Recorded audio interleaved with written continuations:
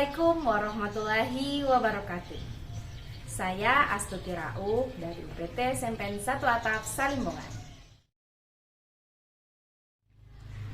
Pembelajaran diferensiasi merupakan salah satu pendekatan pembelajaran yang berpihak pada murid, di mana kita tahu bersama bahwa ada 3 cara diferensiasi di kelas yang bisa diterapkan pada pembelajaran, yaitu diferensiasi produk, diferensiasi proses, dan diferensiasi konten.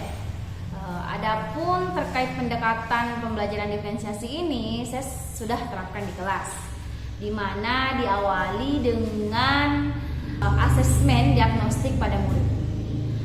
Saya melakukan asesmen awal yaitu berupa non kognitif dan kognitif. Untuk non kognitif biasanya itu dilakukan di awal tahun ajaran baru atau di semester baru. Murid-murid diberikan beberapa lembar pertanyaan, terus mereka akan menjawab. Dari hasil pertanyaan itu biasanya terlihat bahwa murid itu ternyata tipenya kinestetik, visual, atau audio.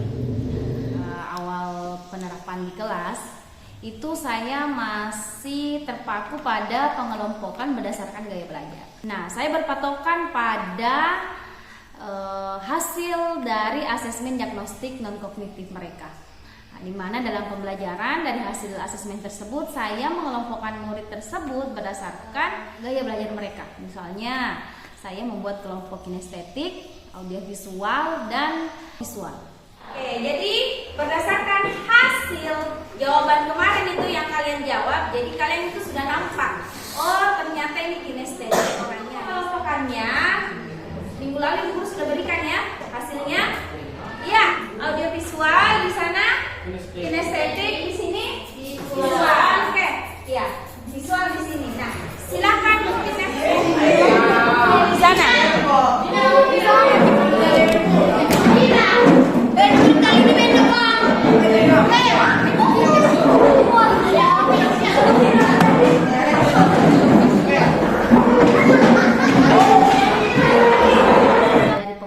Tersebut saya mencoba membuat konten belajar yang beragam, di mana di situ saya berusaha melakukan diferensiasi konten.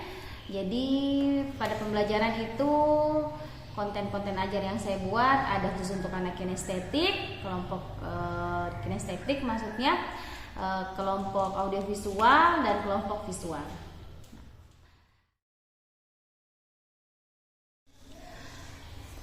Pengelompokan pembelajaran yang saya buat berdasarkan gaya belajar terlihat itu tidak efektif.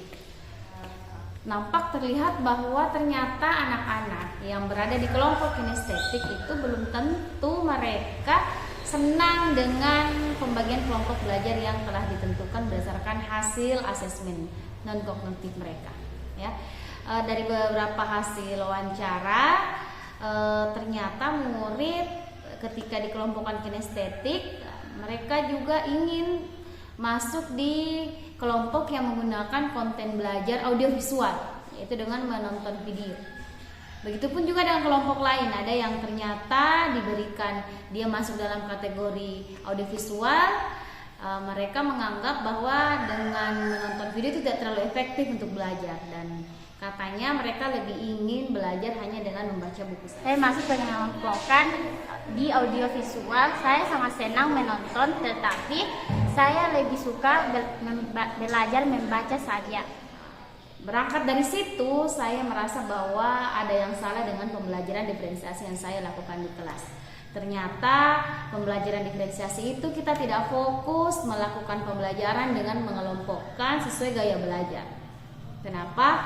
Karena hasil asesmen yang berasal dari murid itu sebenarnya belum tentu valid, bahwa dikatakan murid tersebut adalah murid yang kinestetik, murid yang audiovisual, atau murid yang visual. Sebab biasa saja pada saat menjawab pertanyaan-pertanyaan asesmen itu murid hanya sekedar menjawab saja. Jadi belum bisa terwakilkan bahwa hasil jawaban mereka merupakan hasil dari kategori gaya belajar yang mereka miliki. Nah, dari situ saya mencoba mengubah strategi kembali ya. Tetap dengan melakukan pendekatan pembelajaran yang sama, yaitu diferensiasi, tapi saya sudah tidak lagi melakukan pengelompokan dengan menggunakan pengelompokan gaya belajar. Di mana pada pembelajaran di kelas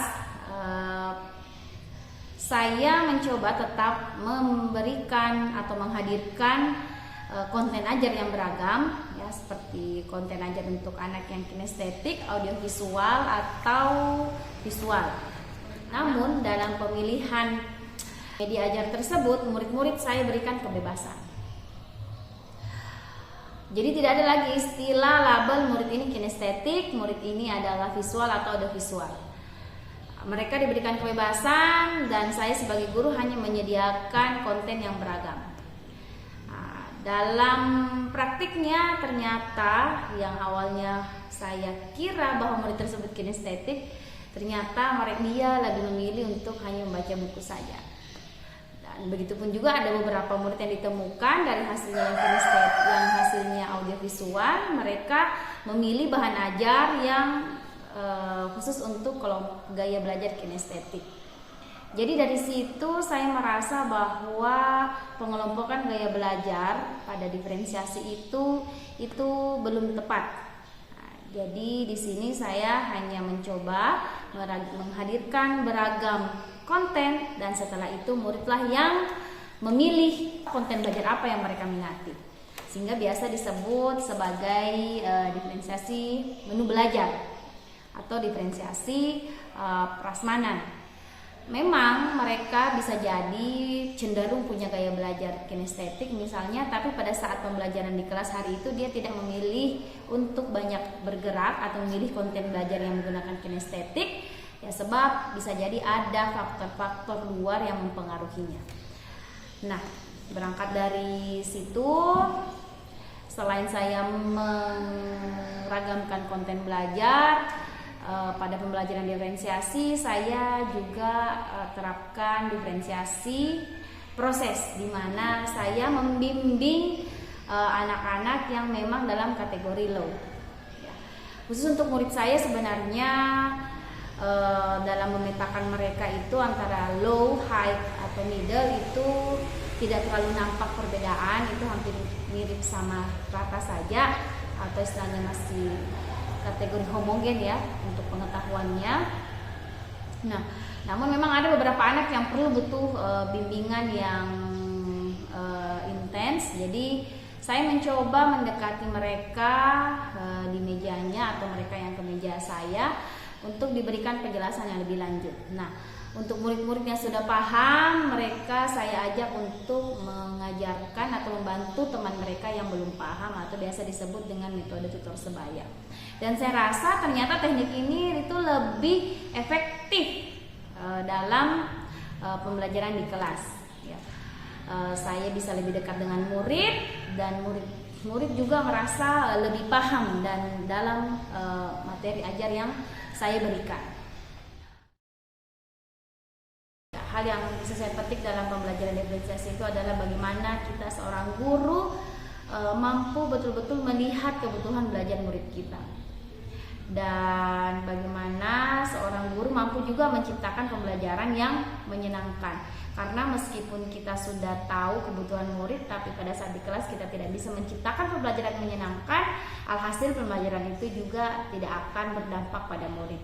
Nah, sehingga biasa juga saya padu-padankan dengan pembelajaran yang berbasis digital sesuai dengan zaman, pembelajaran praktikum, pembelajaran kontekstual yang intinya di mana murid-murid memang sebagai objek belajar, di mana mereka memang diharapkan untuk aktif dalam kegiatan pembelajaran. Tentang pembelajaran diferensiasi, sekian. Assalamualaikum warahmatullahi wabarakatuh dan salam merdeka belajar.